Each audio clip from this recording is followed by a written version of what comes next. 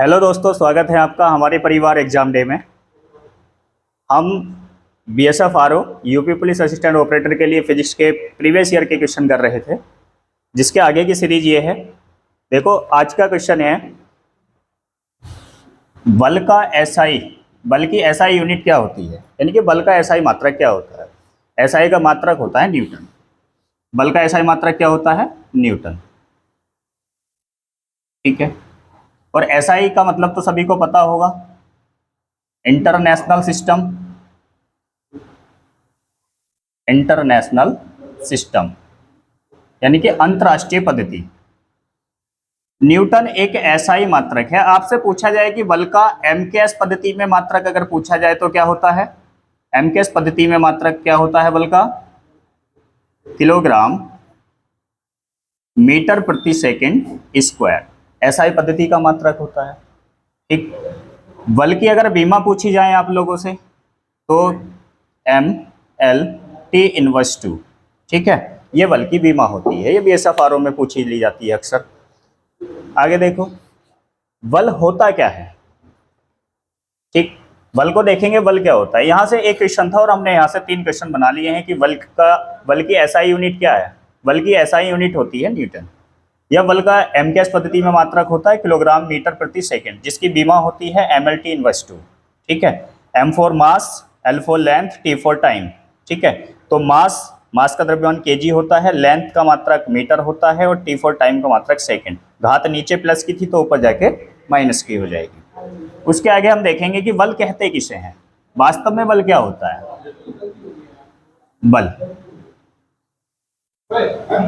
बल वह धक्का या खिंचाव है। बल वह धक्का या खिंचाव है जो किसी वस्तु की स्थिति में परिवर्तन करता है या करने का प्रयास करता है। ठीक, तो देखेंगे बल को हम इंग्लिश में फोर्स कहते हैं और इसी फोर्स में से एफ बराबर होता है एम ए। एम का मतलब होता है वस्तु का द्रव्यमान और ए होता है त्वरण, वस्तु में उत्पन्न त्वरण। ठीक है, द्रव्यमान एक अदिश राशि है, त्वरण एक सदिश राशि है। ठीक है, अदिश राशियों में क्या होता है? केवल परिमाण होता है, दिशा नहीं होती। ठीक है, जबकि सदिश राशियों में परिमाण होता है और परिमाण के साथ साथ दिशा भी होती है। ठीक है, त्वरण कैसी राशि है? त्वरण सदिश राशि है। सदिश राशियों में परिमाण भी होता है और परिमाण के साथ साथ दिशा भी होती है। जबकि द्रव्यमान अदिश राशि है और अदिश राशियों में केवल परिमाण होता है, दिशा नहीं होती। जो F बराबर एम ए है आपका, ये F बराबर एम ए, इसे हम न्यूटन का द्वितीय नियम भी कहते हैं। F बराबर एम ए को इसे हम न्यूटन का द्वितीय नियम भी कहते हैं। न्यूटन का द्वितीय नियम भी कहते हैं। ठीक है, इसे हम न्यूटन का द्वितीय नियम भी कहते हैं। ठीक है, उसके बाद देखो, न्यूटन ने कितने नियम दिए थे? न्यूटन ने गति के कितने नियम दिए थे? न्यूटन के गति के नियम। ठीक है, न्यूटन के गति के लिए न्यूटन ने गति के 3 नियम दिए थे। ठीक है, 3 नियमों में पहले नियम को कहते हैं जड़त्व का नियम। जड़त्व का नियम। दूसरे नियम को कहते हैं संवेग संरक्षण का नियम। संवेग संरक्षण का नियम। और तीसरे नियम को कहते हैं क्रिया प्रतिक्रिया का नियम। तीसरे नियम को कहते हैं क्रिया प्रतिक्रिया का नियम। ये 3 नियम न्यूटन ने दिए थे।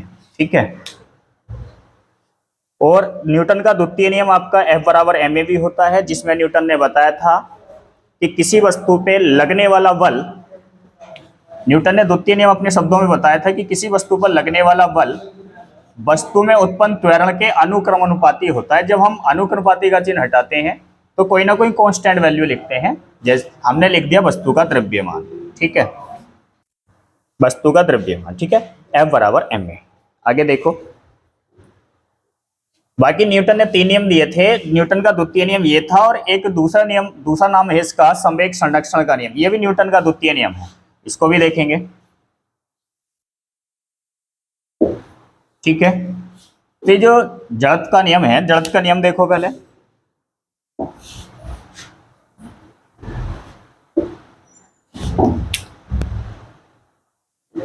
न्यूटन का गति का प्रथम नियम। न्यूटन ने गति कितने नियम दिए थे? 3। तो न्यूटन का गति का प्रथम नियम, जिसका अन्य नाम है जड़त्व का नियम, और जड़त्व का नियम, ठीक है, जड़त्व आपका 3 प्रकार का होता है। नंबर 1 विराम का जड़त्व, विराम का जड़त्व। नंबर 2 गति का जड़त्व, और तीसरा होता है आपका दिशा का जड़त्व, दिशा का जड़त्व। ठीक है, विराम के जड़त्व की पहचान हम कैसे करेंगे?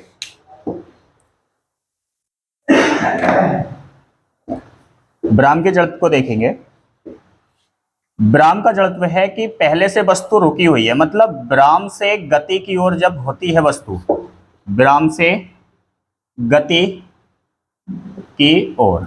ठीक है, जैसे इसका एग्जाम्पल समझिए। मान लीजिए कि कोई वस्तु, मान लीजिए कि आप बस में बैठे हैं और बस रुकी हुई है। जब बस अचानक से चलती है तो आप पीछे की ओर गिर जाते हैं या पीछे की ओर झुक जाते हैं, उसे हम विराम का जड़त्व कहते हैं, क्योंकि पहले से वस्तु किसमें थी? विराम अवस्था में। उसके बाद अचानक से किसमें हो गई? गति अवस्था में। तो इसे हम क्या कहते हैं? जड़त्व का नियम। और गति का जड़त्व क्या होता है? जब वस्तु गति से विराम अवस्था में होती है या अवस्था में जाती है।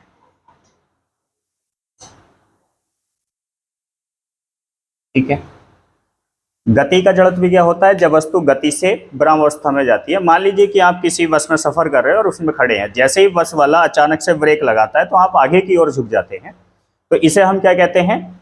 गति का जड़त्व। अब आता है दिशा का जड़त्व। दिशा का जड़त्व यह होता है वेग के कारण। वेग एक कैसी राशि है? सदिश राशि है। तो आपने देखा होगा कि साइकिल के पहिए से कीचड़ को बचाने के लिए उसके ऊपर मडगार्ड चढ़ाए जाते हैं। ठीक, मान लीजिए कि कीचड़ में आपका साइकिल का पहिया और इस पर कीचड़ लग गई है। ठीक है, जैसे ही ये मूव करेगा, रोटेशनल मोशन करेगा, तो ये कण भी रोटेशनल मोशन करेंगे, और ये कण, क्योंकि वेग तो एक सदिश राशि है, इनकी एक निश्चित दिशा होती है, तो वेग की दिशा तो अपनी एक निश्चित दिशा है, ये तो पहिए के साथ रोटेशन मोशन नहीं करेगा। ठीक है, क्योंकि वेग एक सदिश राशि है और इसकी अपनी एक डायरेक्शन होती है। तो तीसरा होता है आपका दिशा का जड़त्व, जिसमें वेग के नियम पर आधारित है। जैसे अभी आपको एग्जाम्पल दिया जा रहा है कि जैसे किसी साइकिल का पहिया किसी कीचड़ में सना है, तो जैसे ही साइकिल का पहिया घूमता है तो कीचड़ के कण पीछे की ओर जाते हैं। ठीक है, पीछे की ओर फेंक दिए जाते हैं पहिए के द्वारा। तो वो किस कारण जा रहे हैं? वेग के कारण। आपने उनको मूव किया, उनके अंदर क्या हुआ? वेग। और वेग एक सदिश राशि है जो एक ही दिशा में चलता रहता है। ठीक है, तो ये न्यूटन का प्रथम नियम था। न्यूटन के प्रथम नियम को हम जड़त्व का नियम भी कहते हैं। जड़त्व के तीनों एग्जाम्पल आपने देखे हैं। ठीक, जब भी कोई वस्तु विराम से गति अवस्था की ओर जाए तो उसको विराम का जड़त्व कहते हैं। इसके आगे दूसरा था आपका गति का जड़त्व। हमेशा ध्यान रखना है, जब भी कोई वस्तु गति से विराम अवस्था में जाए तो उसको गति का जड़त्व कहते हैं। जैसे मान लीजिए आपने हथौड़े का एग्जाम्पल देखा होगा। जब हथौड़ा आप ठोकते हैं तो उसके हत्थे को ठोकते हैं, तो हथौड़े को आपने गतिमान अवस्था में किया, गतिमान अवस्था में लेके आए। गतिमान अवस्था जैसे वो पृथ्वी से टकराता है तो हत्था तो विराम अवस्था में हो जाता है, जबकि उसमें पड़ा हुआ हैमर गतिमान अवस्था में रह जाता है और हत्था टाइट हो जाता है। ठीक है, इसके अलावा आगे देखो,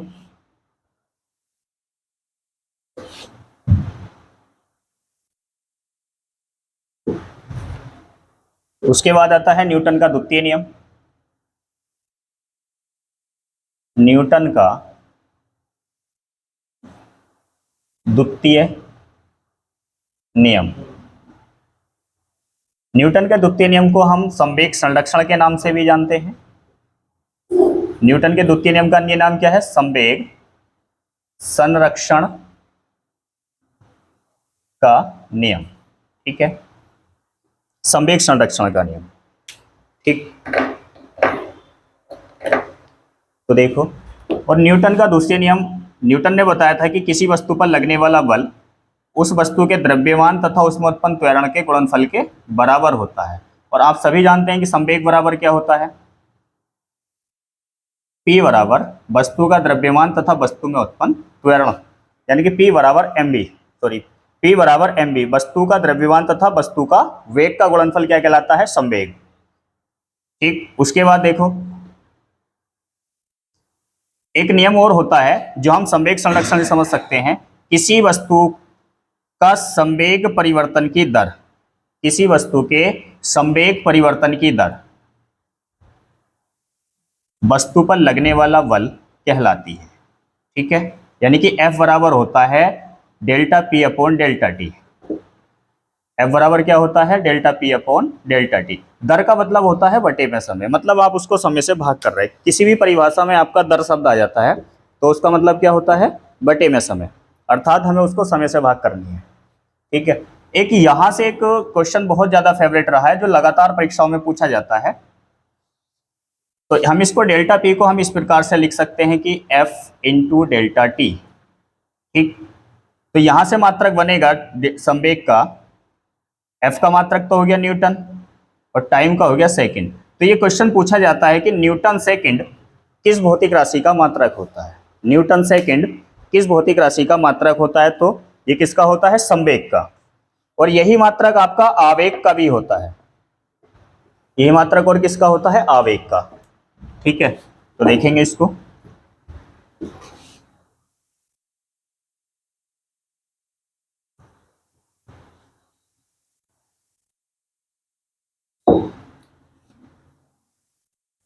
अभी एक शब्द आया था आवेग,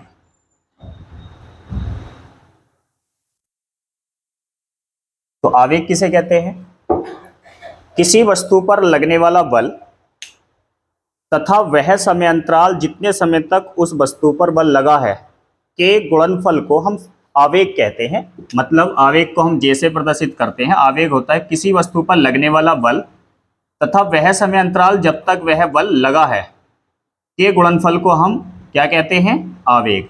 इसका मात्रक भी क्या हुआ, न्यूटन सेकंड। ठीक है, तो ये दोनों प्रकार से पूछ लिया जाता है कि न्यूटन सेकंड किस भौतिक राशि का मात्रक है। न्यूटन सेकंड आवेग का मात्रक है, न्यूटन सेकंड संवेग का मात्रक है। जो भी ऑप्शन में हो वो आप लगा देंगे।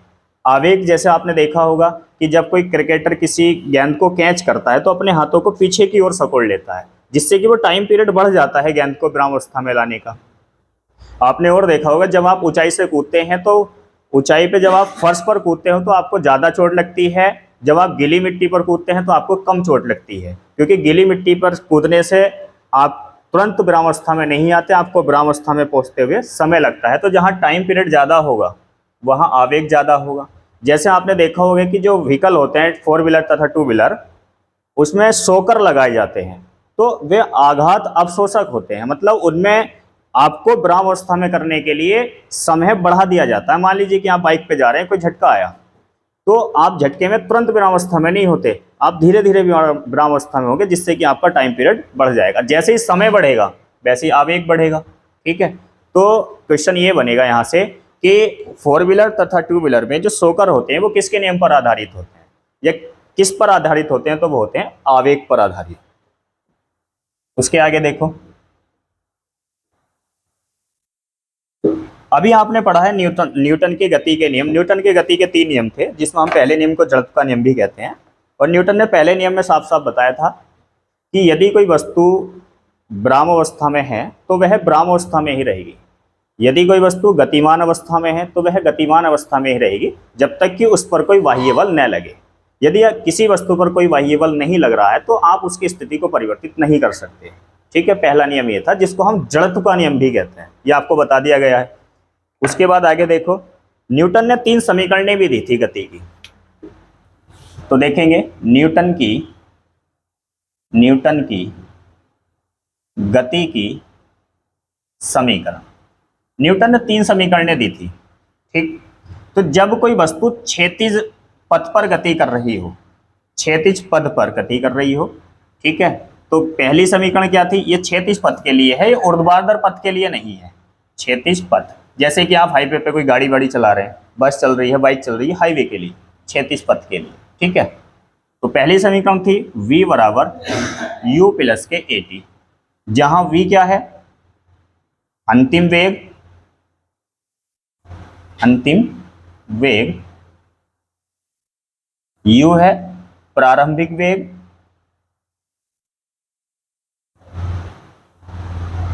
a है वस्तु में उत्पन्न त्वरण, और t है समय अंतराल, ठीक है, समय।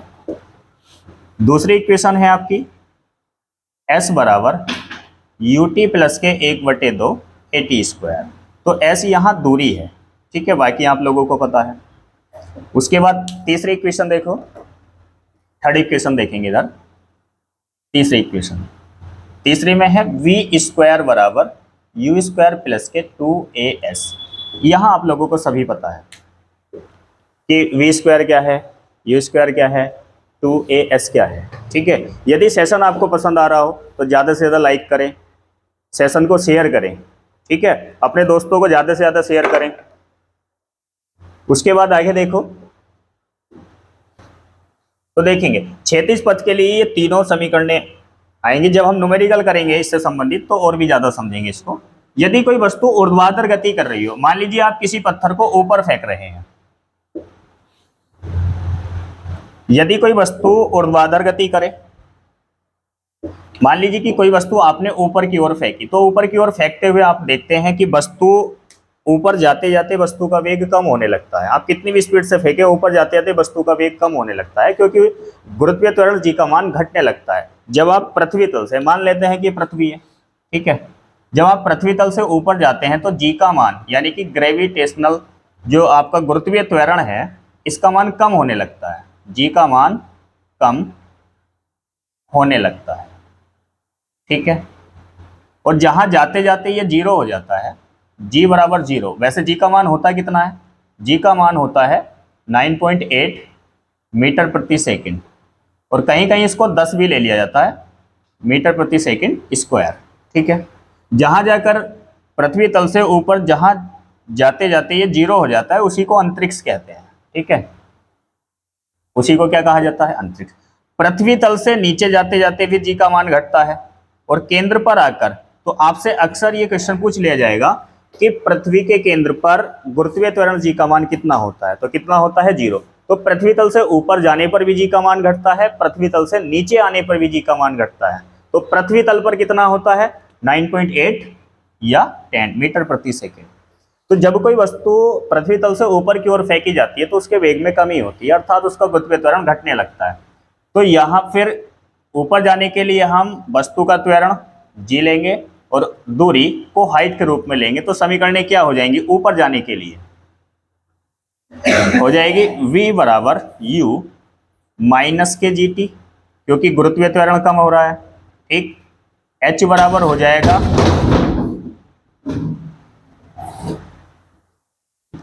हो गया, h बराबर यू टी माइनस के half g T square, v square बराबर हो जाएगा यू स्क्वायर माइनस के 2gh।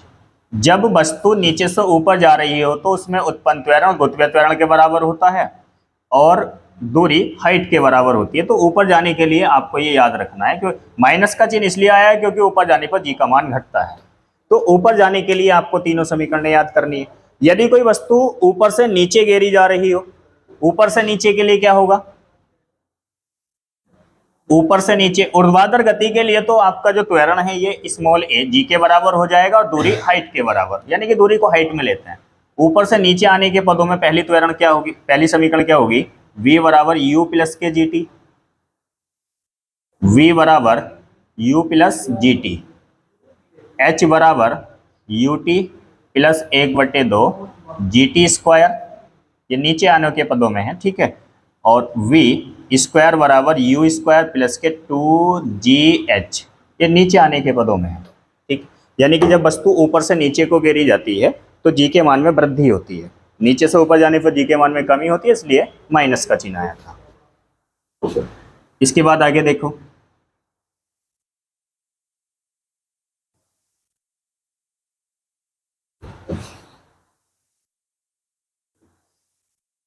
इसके बाद आगे देखेंगे, तो ये मान लीजिए कि पृथ्वी तल है। पृथ्वी तल से कोई वस्तु जितने समय में h ऊंचाई तय करती है ऊपर को, वस्तु ऊपर से नीचे को भी उतने समय में ही आती है। इस बात को ध्यान में देना है। अगर हाइट सेम है पृथ्वी तल से ऊपर और नीचे आने की, तो टाइम भी सेम रहेगा, यानी कि t1 बराबर t2 रहेगा। नीचे से ऊपर जाने का समय भी और ऊपर से नीचे आने का समय भी सेम रहेगा। यदि मान लीजिए कि कोई वस्तु 20 मिनट में 50 मीटर ऊपर जाती है, तो वह ऊपर से स्वतंत्र रूप से छोड़े जाने पर इतने ही टाइम में पृथ्वी तल पर पहुंच जाएगी। उसके वेग में नीचे से ऊपर जाने पर कमी होती है और ऊपर से नीचे आने पर वृद्धि होती है। आगे देखो,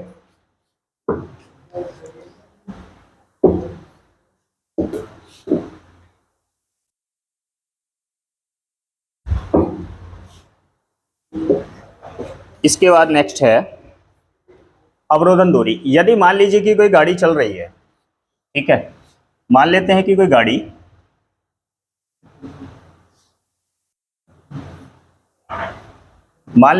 गाड़ी प्रारंभिक वेग u से चल रही है। अचानक से ब्रेक लगाता है ड्राइवर और वह s दूरी पर जाकर रुक जाती है, मतलब अंतिम वेग 0 हो गया। तो ये अवरोधन दूरी कितनी होगी? यदि वस्तु में उत्पन्न त्वरण या कार्य में उत्पन्न त्वरण माइनस के a हो। माइनस का ये मतलब इसको कहते हैं मंदन। जैसे ही ड्राइवर ब्रेक लगाता है तो कार की स्पीड धीरे धीरे स्लो हो जाती है, जिसे हम मंदन कहते हैं, अर्थात उसके वेग में कमी हो जाती है। वेग में वृद्धि होने को त्वरण कहते हैं, वेग में कमी होने को मंदन किसे कहते हैं? वेग में कमी। वेग में कमी, ठीक है, वेग में कमी को मंदन कहा जाता है। मंदन होने पर धीरे धीरे जाके अंतिम वेग 0 हो जाएगा। तो अवरोधन दूरी कितनी होगी? देखो, क्योंकि हम जानते हैं कि v स्क्वायर बराबर होता है u स्क्वायर प्लस 2as, तो अंतिम वेग तो 0 हो गया, प्रारंभिक वेग u था, त्वरण कितना हो गया? माइनस के, मंदन हुआ उसमें, तो s बराबर कितना हो जाएगा? u स्क्वायर बटे 2a। ये अवरोधन दूरी होती है जब कोई ड्राइवर ब्रेक लगाता है तो गाड़ी कितनी दूर जाकर रुकती है, उसके लिए इस प्रकार से आप दूरी ज्ञात कर सकते हैं। आगे देखो,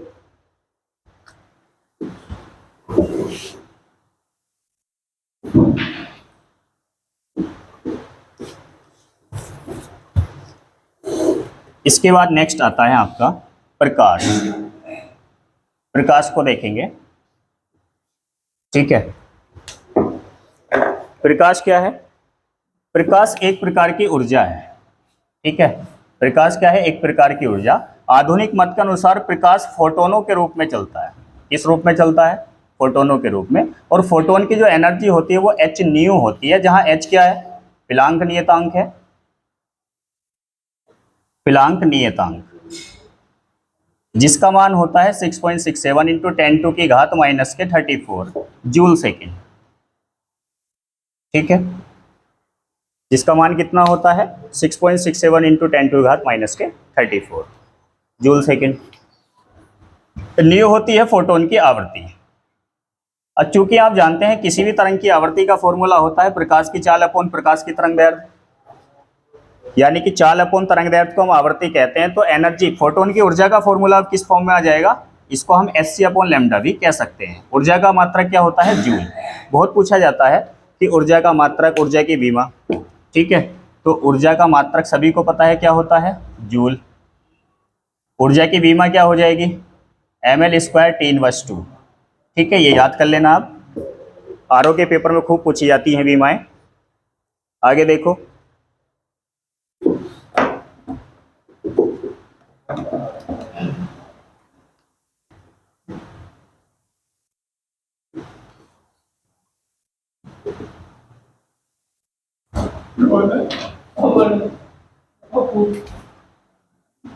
इसके बाद देखेंगे प्रकाश के बारे में। हमने सीख लिया कि प्रकाश एक प्रकार की ऊर्जा होती है।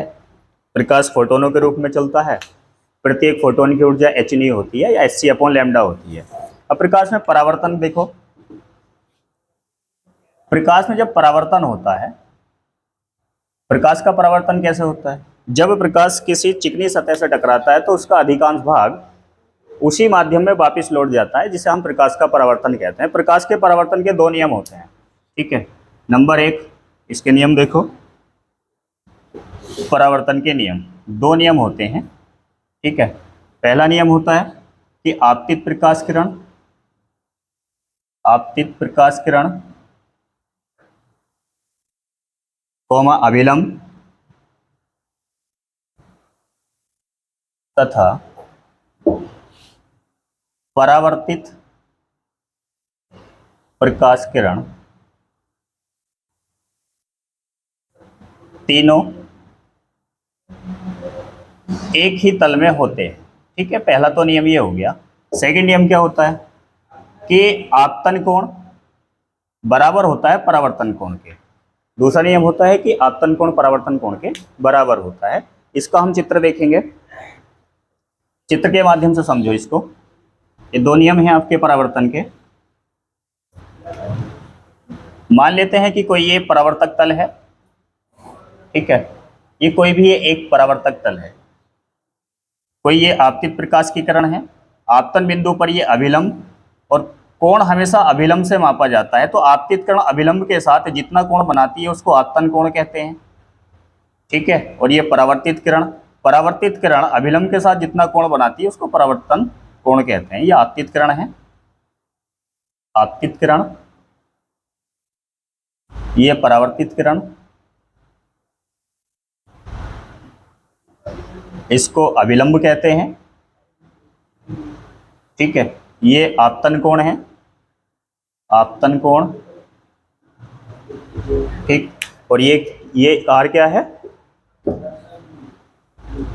परावर्तन कोण, ठीक, परावर्तन कोण। तो अभी दो रोल पढ़े थे हमने कि आपतित किरण कोमा आपतन बिंदु पर अभिलंब तथा परावर्तित किरण तीनों एक ही तल में होते हैं, पहला नियम था। दूसरा नियम था कि आपतन कोण तथा परावर्तन कोण दोनों बराबर होते हैं। उसके बाद आता है नेक्स्ट, फिर आते हैं दर्पण। दर्पण में देखो, दर्पण, दर्पण आपके दो प्रकार के होते हैं। नंबर एक समतल दर्पण, समतल दर्पण। दूसरा होता है आपका गोलीय दर्पण, गोलीय दर्पण। गोलीय दर्पण आपके दो प्रकार के होते हैं। नंबर एक उत्तल दर्पण, दूसरा होता है अवतल दर्पण। समतल दर्पण किसे कहते हैं, वह दर्पण जिसकी वक्रता त्रिज्या इनफाइनाइट होती है और फोकस दूरी इनफाइनाइट होती है। बस यही क्वेश्चन यहां से पूछे जाते हैं कि समतल दर्पण की वक्रता त्रिज्या कितनी होती है और फोकस दूरी। तो समतल दर्पण की फोकस दूरी तथा वक्रता त्रिज्या दोनों ही अनंत होती है, ठीक है। उत्तल दर्पण किसे कहते हैं, वह दर्पण जिसका उभरा हुआ तल परावर्तक तल होता है। ये उभरा हुआ तल क्या है, परावर्तक तल, और इसके दबे हुए तल पर पेंट किया जाता है। तो यहां से पूछा जाता है कि पेंट किस पदार्थ का किया जाता है, तो ये किया जाता है लाल ऑक्साइड का। लाल ऑक्साइड या पारा भी कह सकते हैं, लाल ऑक्साइड या पारा, ठीक है। दूसरा है कि अवतल दर्पण किसे कहते हैं, जिसके उभरे हुए तल पर पेंट किया जाता है और दबा हुआ तल परावर्तक तल होता है, अवतल दर्पण हो गया। दोनों दर्पणों के उपयोग से क्वेश्चन आता है, ठीक। ये तो इनके चित्र वगैरह थे, उपयोग से देखो।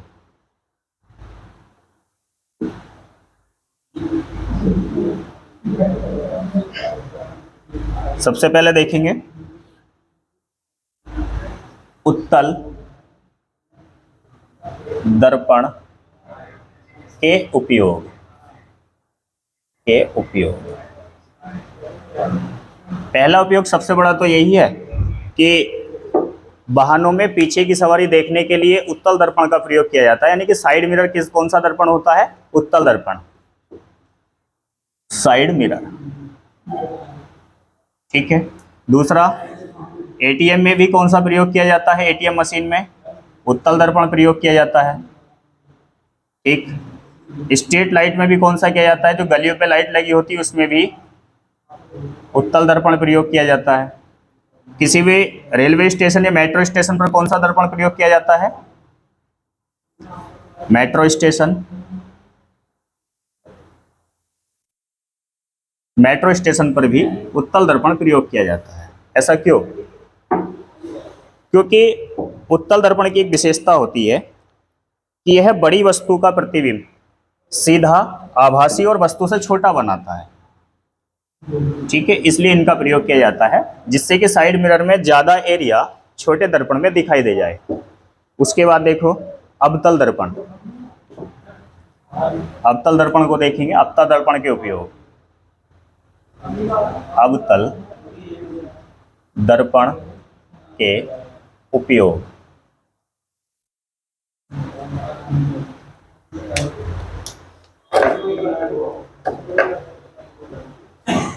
अवतल दर्पण के उपयोग में पहला उपयोग आता है कि टॉर्च के फोकस में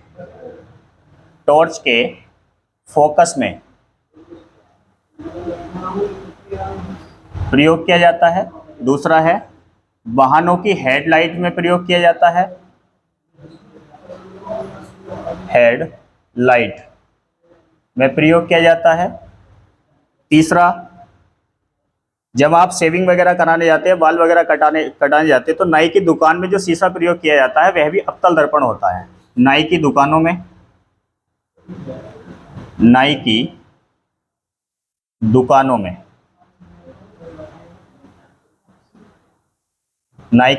प्रयोग किया जाता है। चौथा है कि डॉक्टर नाक, कान, आँख आदि अंगों की जांच करने के लिए भी आदि अंगों की जांच करने के लिए अवतल दर्पण का प्रयोग करते हैं। ठीक है, आज के सेशन में बस इतना ही। आगे का हम नेक्स्ट सेशन में पढ़ेंगे। सेशन आपको पसंद आया तो ज़्यादा से ज़्यादा लाइक करें, शेयर करें। जय हिंद।